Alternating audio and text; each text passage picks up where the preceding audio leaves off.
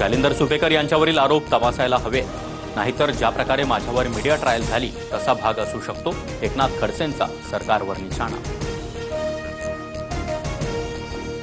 संजय शिरसाटांनी नियम डावलून मुलाच्या नावे शेंद्रा एमआयडीसीमध्ये 6 कोटींची जागा घेतली. तिथे मद्यनिर्मिती केली जाणार, इम्तियाज जलील यांचा दावा.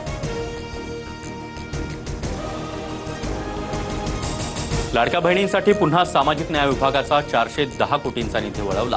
लाडकी बहीण योजनेतल्या अनुसूचित जाती प्रवर्गातील पात्र लाभार्थ्यांना देण्यासाठी निधी वापरणार. निधीच्या कमतरतेचा राज्यातील आमदारांनाही फटका. अनेक आमदारांना गेल्या 6 ते 7 महिन्यांपासून घरभाडं भत्ता नाही. सूत्रांची माहिती. कॅनडाकडून भारताला G7 शिखर परिषदेचं निमंत्रण. कॅनडाचे पंतप्रधान मार्क कार्नी यांच्या फोननं आनंद झाला. भारत आणि कॅनडा परस्पर आदर आणि हितसंबंध राखत नव्या जोमानं काम करू. पंतप्रधान मोदींचं ट्वीट. गडचिरोलीतील नागरिकांमध्ये सुरक्षेचं वातावरण. तिथे प्रशासनही पोहोचू शकत नव्हतं, तिथे आता पोलिसांनी व्यवस्था उभी केली. 2026 पर्यंत माओवादी पूर्णपणे संपुष्टात आणू. फडणवीसांकडून विश्वास व्यक्त.